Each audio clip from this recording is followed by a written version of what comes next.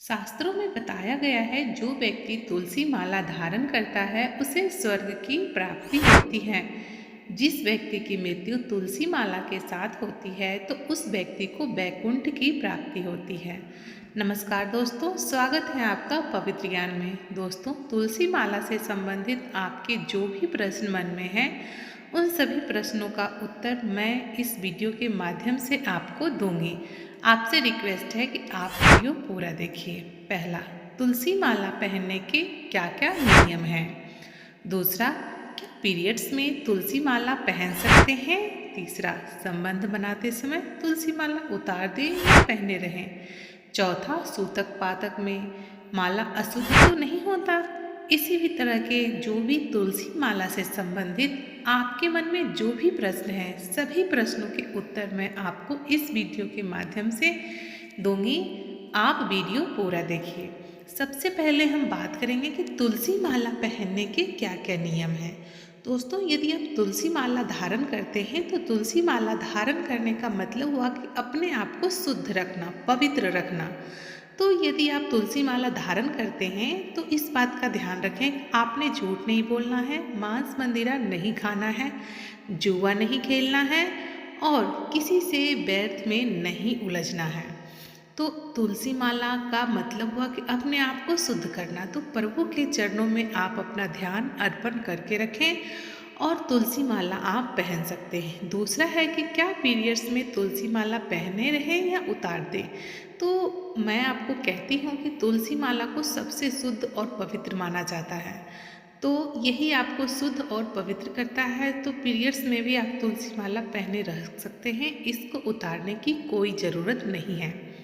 तीसरा प्रश्न है कि क्या संबंध बनाते समय हम तुलसी माला उतार दें या पहने रहें। तो इस समय भी आप तुलसी माला पहने रख सकते हैं, इसे उतारने की ज़रूरत नहीं है। चौथा प्रश्न है कि सूतक पातक में माला अशुद्ध तो नहीं होता। नहीं, सूतक पातक में बिल्कुल ये माला अशुद्ध नहीं होता है। सूतक पातक में भी आप इसे धारण किए रख सकते हैं और सूतक पातक जब खत्म हो जाए तब भी आप इसे धारण किए ही रख सकते हैं। पांचवा प्रश्न है कि माला धारण करके प्याज लहसुन खाएं या नहीं।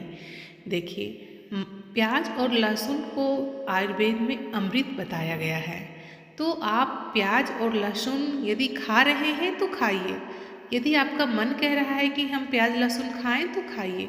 आपका मन जब हो कि हम प्याज लहसुन ना खाएं तो ही छोड़ दें। अन्यथा यदि आपको मजबूरी बस कहना पड़े कि नहीं मैं माला धारण करूँगी तो मुझे प्याज लहसुन छोड़ना ही है, तो ये उचित नहीं है। क्योंकि यदि आप माला धारण करते हैं तो भी आप प्याज लहसुन खा सकते हैं, क्योंकि आयुर्वेद में प्याज और लहसुन को अमृत बताया गया है। जैसा कि आप सभी जानते होंगे कि आयुर्वेद में बहुत से ऐसे दवाइयों में उपचार की जाती है लहसुन को। तो लहसुन हम दवा के तौर पे खा सकते हैं, तो उसमें कोई हर्ज नहीं है। तो आप माला पहन के भी प्याज और लहसुन का सेवन कर सकते हैं। छठा प्रश्न है कि तुलसी की माला कौन कौन पहन सकता है।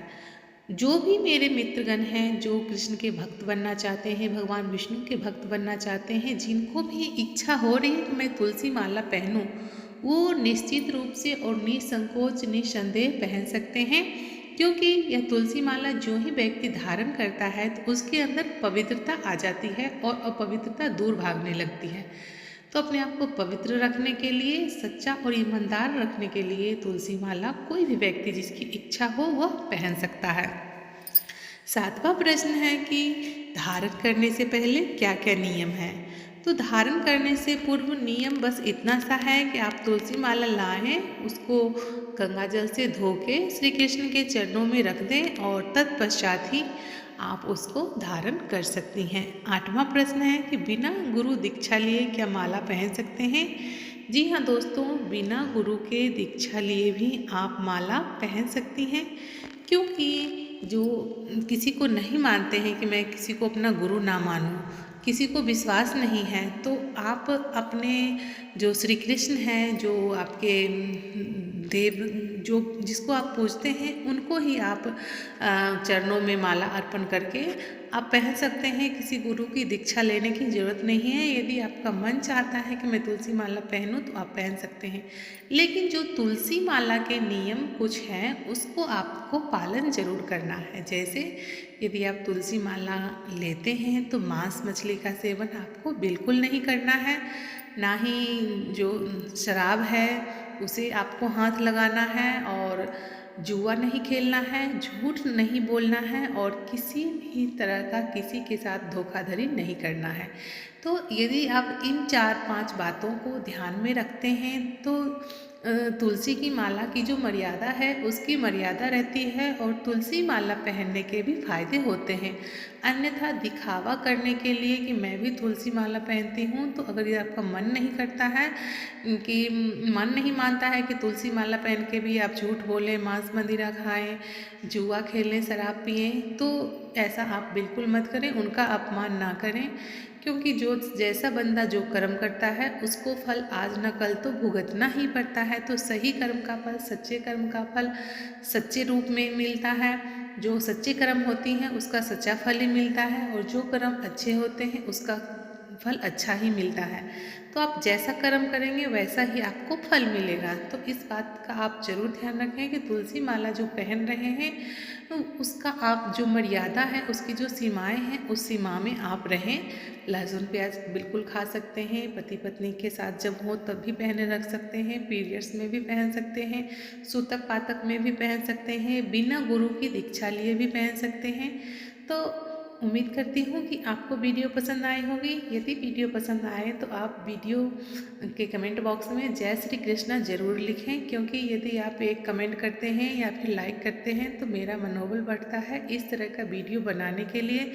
यदि आप कमेंट में जय श्री कृष्णा लिखेंगे तो आपका बहुत बहुत आभारी रहूँगी मैं। उम्मीद करती हूँ आपको वीडियो पसंद आई होगी। यदि वीडियो पसंद आए तो वीडियो को लाइक ज़रूर करें, अपने दोस्तों के साथ शेयर करें, और मुझसे जुड़े रहने के लिए मेरे चैनल को सब्सक्राइब भी ज़रूर करें। Thanks for watching, good bye. और फ्रेंड्स, एक बात मैं आपको बताना चाहती हूँ कि यदि आपको आपके मन में किसी भी तरह का कोई सवाल है, कुछ जानना चाहते हैं माला से संबंधित, तो आप कमेंट करके पूछिए, मैं उसका जवाब ज़रूर दूँगी। राधे कृष्णा, राधे कृष्णा।